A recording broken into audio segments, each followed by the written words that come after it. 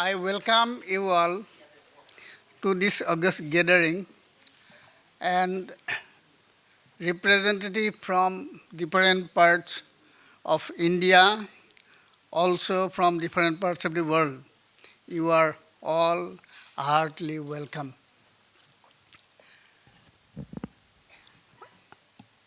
Today, I was requested to give a brief speech on how Srimanta Shankardeva visualized sustainability of his society. As you know, we call him Mahapurush. That is a word from the Bhagavata Purana, the Mahapurush and Srimanta. Both these adjectives we apply to mean our great Guru. We do not call him saint. It is said that the word saint in English is not equal nor even equivalent to our Guru. So we call him great Guru, Param Guru, Mahan Guru, Mahapurush, Srimanta Shankardeva. He is also treated as the father of the Assamese nation, who gave us the modern Assamese language as a matter of sustainability of the Assamese nationality. He gave us music as a matter of identity, and still now we are proud of his lyrics, his bhajans, his padas, and his musical other compositions. He was in Assam the first man who wrote drama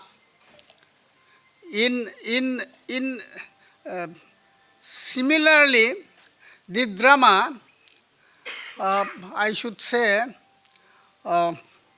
like Kathakali in Kerala. Like Kathakali in Kerala, and it is particularly called, I forgot the term. And he used a particular kind of language to popularize his ideology. We call that language Brajavali. In Tamil Nadu, there is a kind of language called Maniprabala. Yeah, Maniprabala. The pearl and gem together constitutes the valuable garland. Similarly, Sanskrit and local combined together, he formed the Brajavali language. So that by listening to the language, the general people can be attracted and his ideology can be infused. So now, there are so many other things. The most important thing he did too, I shall try to tell you something. But before that, I shall tell you who Shankardeva was. Shankardeva was born in Assam in the year 1449. A certain kind of law, we always develop the law on the basis of what the local society believe or what the local society has in the form of custom and systems. So on the basis of the local customs and beliefs, similarly, the law is created. Similarly, on the basis of the psychology of the local society, the religion is created. In our Gita, it has been very clearly stated that yada yada hi dharmasya glanir bhavati bharata. At that particular situation, a new religion comes up. New religion comes up. That means it is not that the existing system of religion is becoming rotten, but that the existing system of beliefs and customs demand certain kinds of reformation. So on the basis of this, a religion is coming up. On the basis of that, a law is made. So Shankardeva studied this society And on the basis of his findings, he developed his ideology and philosophy. On the basis of his ideology and philosophy, he developed the method by which a society can sustain. What are the methods now? So we all believe, and the whole world, the United Nations Organization, the whole world, even the Nobel Society, they declare a Nobel Prize for peacekeeping, for peace. The UNO develops peace for development. Without peace, with violence, no society can sustain. So non-violence is the principle of the day. Without non-violence, completely with violence, no society can sustain. Shankardeva realized it. Shankardeva at his time, I would also tell you that when in the 15th and 16th century, in Northeast India, the first speaker, he used the word, the tribal Northeast India. He used the word, that word has cut my mind, the tribal. I do not say the word tribal, I should say ethnic. The ethnic society had the peculiar characteristics. The ethnic society used to worship its mother goddess. This mother goddess is now manifested in the form of goddess Kamakhya. In the Nilasala hill, the mother goddess Kamakhya is the remotest form of mother goddess of this land, and people used to worship the mother goddess with some kind of belief which involved bloodshed, sacrifice of animals and birds. It is also said that sometimes even human beings were sacrificed. So Shankardeva stood against that kind of sacrifice, against that kind of violence against animals and birds. That Shankardeva made a question. I believe this is the most genuine question in the world, in the peacekeeping process. His question was this. He had a disciple, equally intellectual and shrewd, Mahapurush, we call him again Mahapurush, Madhavdev. Madhavdev was a believer of Mother Goddess Kamakhya. They were seated in a debate, long discourse.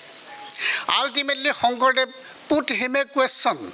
The question is, if by sacrificing animals and birds, if by making bloodshed somebody goes to heaven, tell me, my brother, who else is going to hell?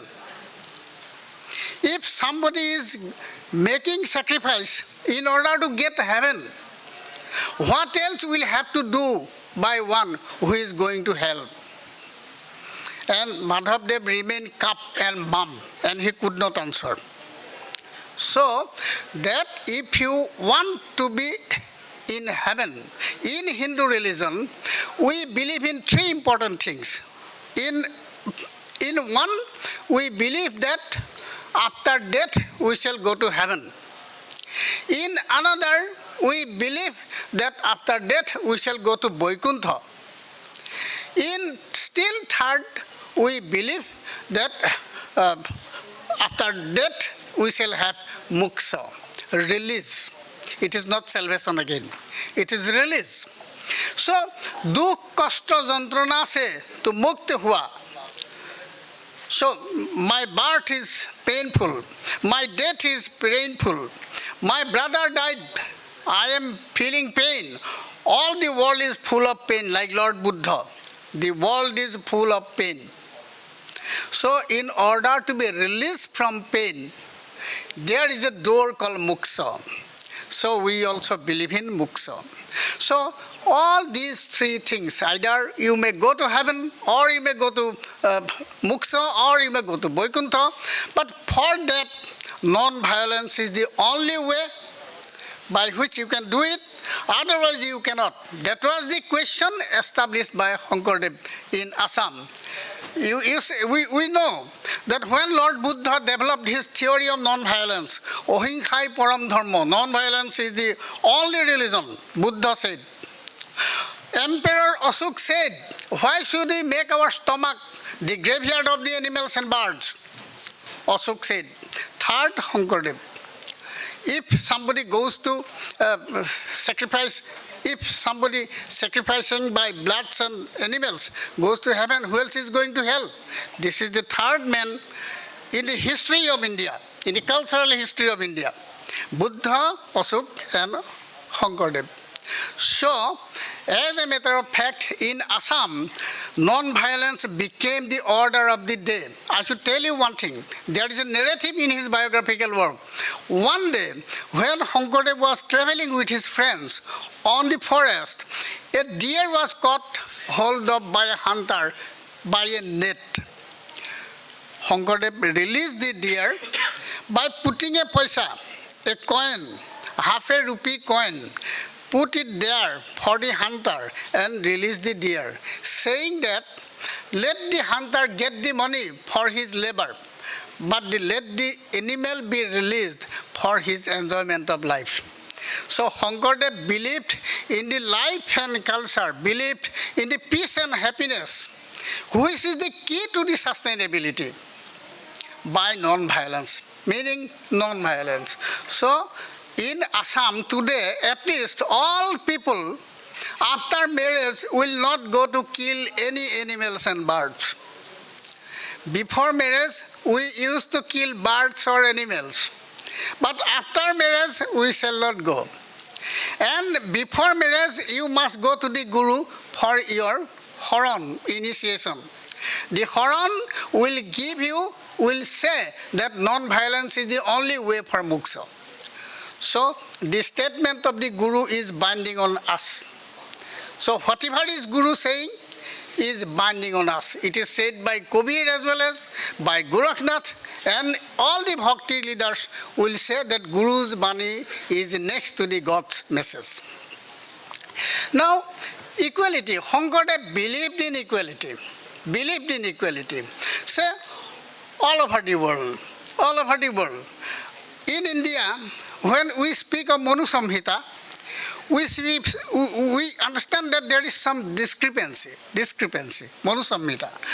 Some left leaders will make a hue and cry that speaking Manu Samhita will not uplift the position of women now. So there is not equality between men and women in Manu Samhita. But we always like equality. We follow or not follow is a different thing, but we like equality. Everyone likes to be equal. So Shankardeva developed the theory of equality by so many ways.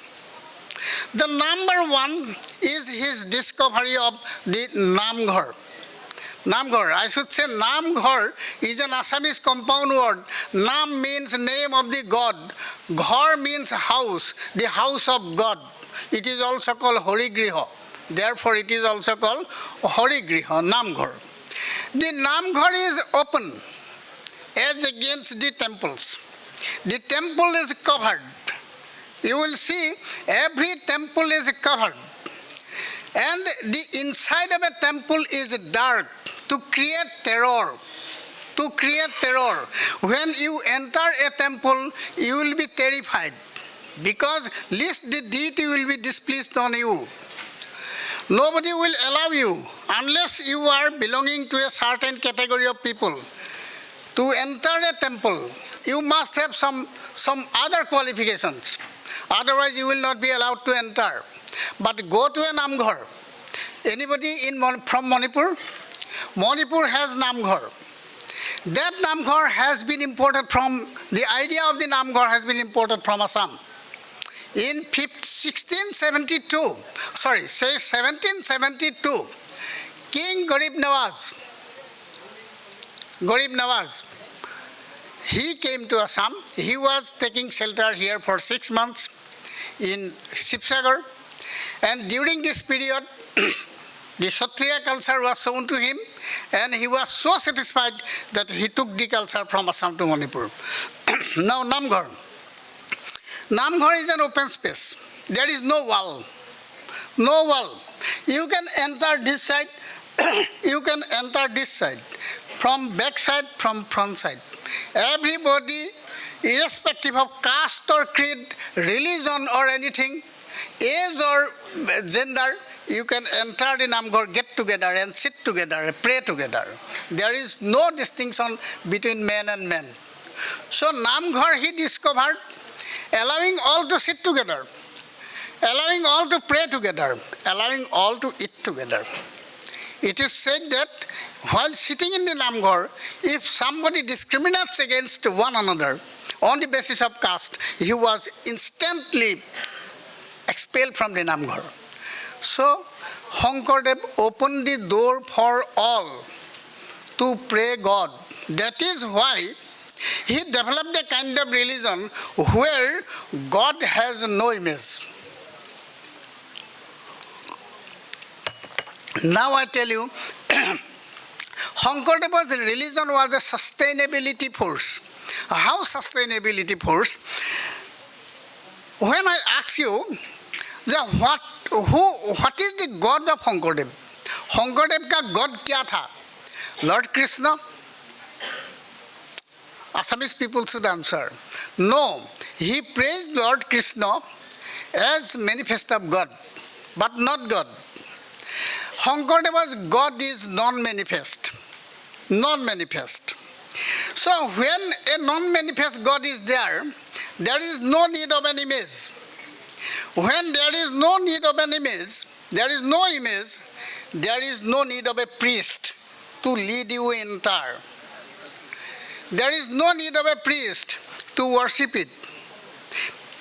If there is no need of a priest, there is need of a Brahmin caste. There is no need of a Brahmin caste. That means by placing emphasis upon a Nirakara God, an imageless God, he has negated the activity of the priest. And by negating the activity of the priest, he has negated the Brahmin dominance. And thereby, he equalized all. Everybody can come and worship of his own. So it is only in Assam that even today we are proud of equality in the Namghar. I doubt whether in other parts of India or anybody in the world, whether a religious place is open for all. But you go to a Satra, you go to a Namghar, you will see that you just put off your shoe and go inside and pray. There is no prohibition for that. So thereby Shankardeva encouraged democratic ideas. When we say that Shankardeva developed democratic ideas, the left historians make hue and cry that democracy is a modern term. How can it be imagined in 16th century? But when Shankardeva said that Kukura Srigalo Godda Bharo Atmaram, Zania Habako Pori Koriba Pranam, every prani, every animal being, Kukura dog, Srigalo Zekel, Godda S, every animal being, maybe animal, maybe small and big, maybe black and white, but the soul is Ram, soul is God. Every animal, every bird is a symbol of God. So everybody should be saluted. So this sense of equality is the way by which UNO now stands that all the world should be treated equally. While granting loan by UNO, so many things are considered, including what are the countries getting loan, which are the countries getting not loan. So equality is the principle by which sustainability is visualized. So that sense of equality is not a contribution of, not at all a contribution of modern world. It has been germinated long time back. Maybe in Assam, maybe 600 years before, Shankardeva visualized equality as the way unto development and sustainability. So this is how non-violence and equality are the very two important things which Shankardeva visualized for sustainability. The third important thing now, India government is saying that India should be the house of wisdom, knowledge house, that India should be guru of the world. So knowledge should be free to all. That means everybody should be knowledgeable. That means that India should be a house of the center of knowledge. But Shankardev said, Shankardev's disciple, estimating Shankardeva in democratizing knowledge.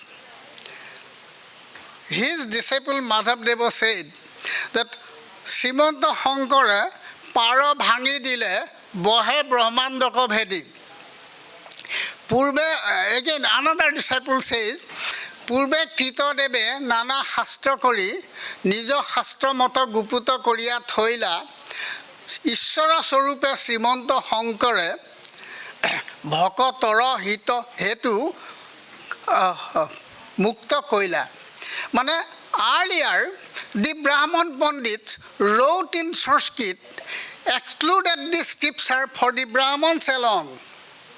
All the people were remaining in the darkness, devoid of the knowledge of the scriptures. It is Shankardeva who opened the door, translated the Bhagavata Purana into Assamese verse, and distributed it from house to house, village to village, Namghar to Namghar. In Assam today, every village organizes Bhagavat Path. Sometimes it is 1 day Bhagavat Path, 2 day Bhagavat Path, 3 day Bhagavat Path, 1 week Bhagavat Path, fortnight Bhagavat Path, monthly Bhagavat Path, Akhanda Bhagavat Path, Aharnikha Bhagavat Path, Pathe Path. So, Bhagavat Puran became universally popular in Assam. And everybody knows, I am sure that 100% of the people of Assam know the Raha Panchadhyaya of the Dakham Skanda Bhagavata. The 10th canto of the Bhagavata Purana is very, very, very popular in Assam. And everybody knows. The Keli Gopala, the Raha Panchadhyaya, I should say, the Raha Panchadhyaya at least is too popular. Canto 1, Canto 2, Canto 3, Canto 4, Canto 7, Canto 8, Canto 9, Canto 10, 11, 12, all are translated by Srimanta Shankardeva into Assamese verse. The rest too, including Canto 5, had been translated by Ananta Kondali and Aniruddhadev. So entire Bhagavad Puran has been translated into Assamese verse. And entire Bhakti Ratnavali has been translated by Madhavdeva into Assamese verse and was distributed. You will go to a Namghar tomorrow, I guarantee you, you go to the village tomorrow, you will see a Namghar, you will find that there are 2 manuscripts. At least one is the Shankardeva's Bhagavata Purana, the other is his Kirtan Ghokha. You will find it. So, this is how Shankardeva broke the boundary of the confined knowledge in Sanskrit into Assamese vernacular and distributed it among the people all over the state. In a work of 16th century, I should say, Ralph Fitz, who visited Kusbehar in 1685, Ralph Fitz says that in Kusbehar, when he visited, everybody could speak in Sanskrit. Everybody could know the Bhagavad Puran. How could it be possible? So this was because of Shankardeva. And again, so I should not go to multiply examples, but knowledge so desirable for sustainability of a society, knowledge so demanded by Government of India today as a key to development, knowledge was universalized, popularized, democratized by Shankardeva in Assam at least as early as the 16th century. So you will see the Namghar or any other institution, you will find that even a dumb cattle, even any illiterate person can speak about Bhagavata Purana, at least 4 to 5 slokas, 4 to 5 verses, everybody knows. So this is how knowledge became universal, non-violence became ideology, and equality became the key to the success, to the sustainability of the society. And this is how Shankardeva did it for the Assamese society. And on the last one point I shall not say all the things, but one thing is very important. Shankardeva considered the birds, animals and trees to be manifest of God. This is very interesting. He wrote a Borgit. Borgit means devotional song. He wrote a Borgit. Narayan kahe bhakti karu tera. Asa na Borgit goa kono manu. Amar lora chali. When emotions are coming, we speak in our mother language. Kono nai.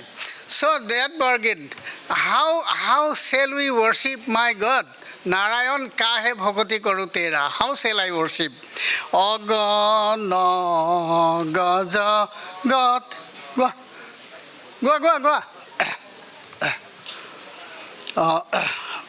মই ক'ৰবাত লিখি আছিলোঁ বস্তুটো গোৱা যত জীৱ জঙ্গম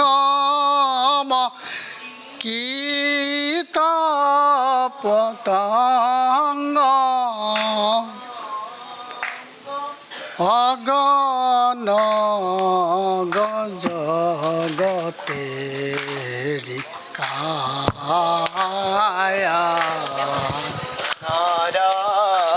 নারায়ণ কাহে ভকতি করু তেরা মেরি পা মরো মান মাধব ঘনে ঘন ঘাতো কপাপনা সোরা নারায়ণ কাহে ভকতি করু তেরা. So anyway, so she says, oh God, how shall I worship you? Because jata jiva jangama, whichever is animals and birds, living and non-living beings, kita patangama, the ants and insects and everything, aganaga jagateri kaya, everything is your body. Everything is your body. Everything in the world is nothing but you. How can I kill you? How can I kill you? Hey Bhagavan, how can I worship? Because you are the universe. Wherever I go, I see Bhagavan. So this was the philosophy with which he discovered his God. I shall tell you one small story and I shall conclude. In my village, I hail from a village, Assamese village, where illiteracy predominates. Maybe 5 years back, I delivered a lecture on the village school on centenary. People invited me that you come and deliver a lecture. I said, what lecture I shall deliver in my village? You invite other people, I shall go and listen. He said, no, you have to come and talk to us. So I thought, what should I lecture? Okay, I told them that I shall deliver lecture about my village. So I deliver lecture about my village. I tell you that in my village, the literacy rate of women at that year was 1.4. And employment ratio was 0. Only one woman was a school teacher. That woman was a married woman coming from other villages. So my village, I am MA, PhD, Dilit, DSC, everything.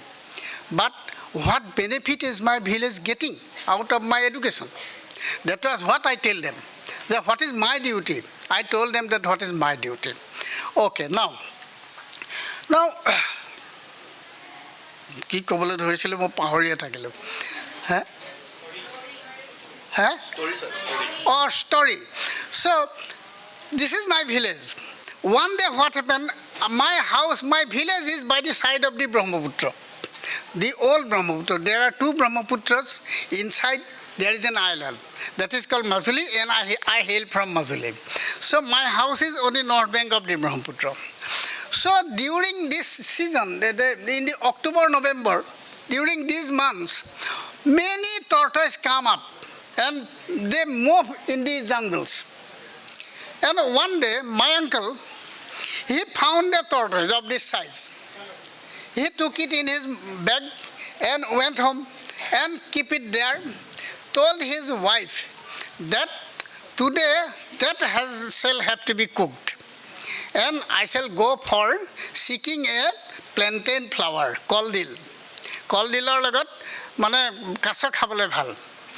So tortoise meat suits well with the plantain flower. So he was searching for plantain flower, and the tortoise, this size tortoise was kept at home, and he went. And my auntie came and saw the tortoise, and she began to cry. And she took it in her lap, went to the river, and let go. And when husband came, the husband said, "Where is the tortoise?" She simply cried. And ultimately said that you kill my child first, then you kill the tortoise. See, the impact of Aganaga Jagateri Kaya. Aganaga Jagateri Kaya, Narayan Kahe Bhakati Karutera.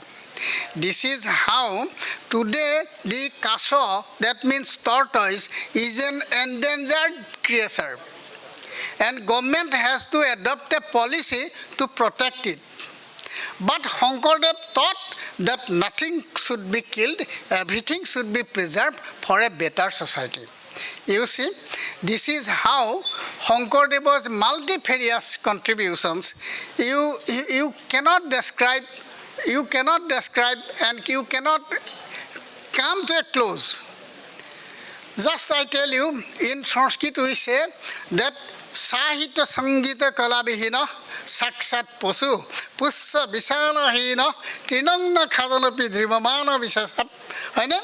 So, if there is no culture, there is no language, no culture, no thought, no sophistication, human beings are equal to animals.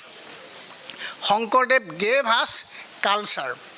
A culture which includes everything, including language. When a language dies, the nation dies. When the nation lives, the language lives. Shankardeva gave us language. You understand that without language, sustainability is not possible. He gave us a kind of philosophy in which God is equal, God is available to all. Ramanujacharya developed the theory of bhakti.